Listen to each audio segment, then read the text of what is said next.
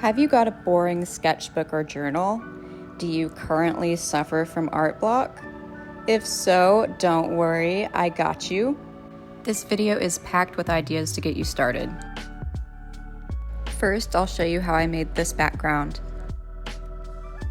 I'm starting this page by putting down some yellow paint, and I'm going to spread it all over like butter. And then because yellow wasn't enough, I added orange, and I also spread that around like a marmalade. So butter and like jam.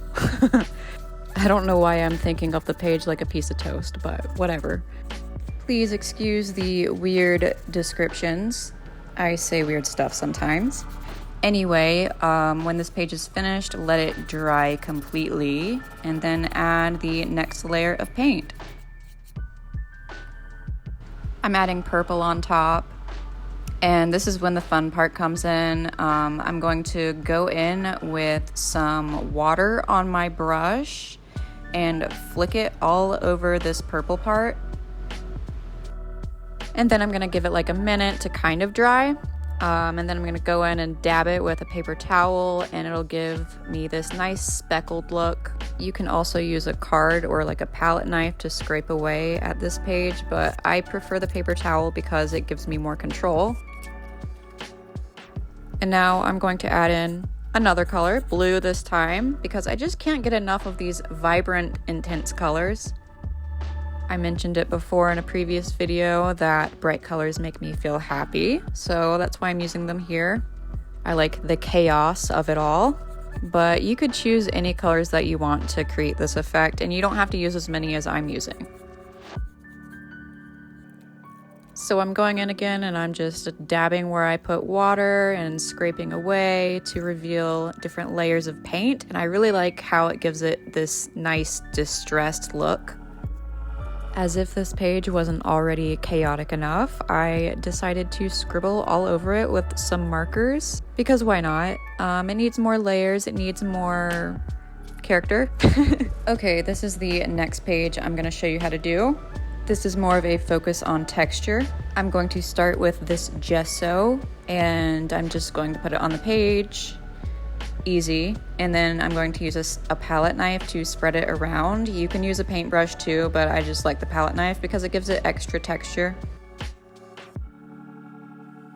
And then also with the palette knife, I'm going to be scratching into this gesso while it's still wet. You could use a pencil or like a toothpick or whatever object you want to use to create the texture. And then after you're happy with that, you're going to let it dry. It'll probably take around an hour.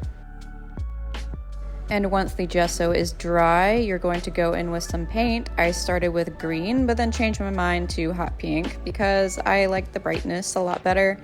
I watered it down at first, and then I put the paint on a little bit thicker. You can kind of play around with how watery you want the paint to look and how many layers of paint you want to add to this.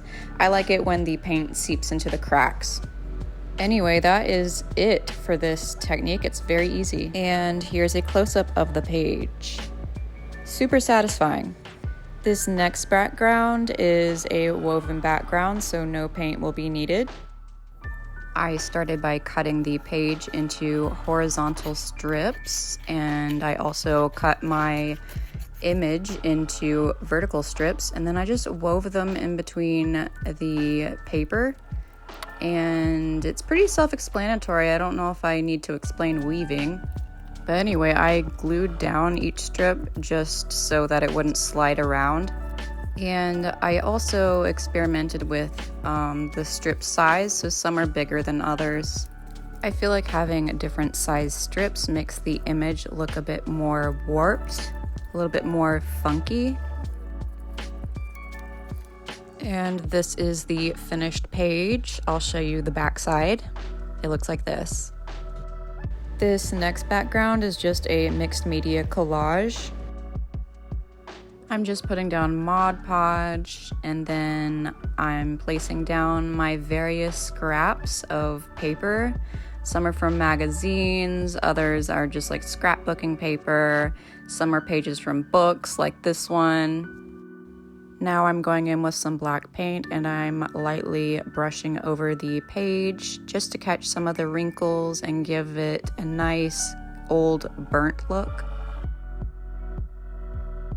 This is a really cool scrap I got from an envelope, and I'm just layering my other scraps on top of each other. I like the classical kind of look this page has so far.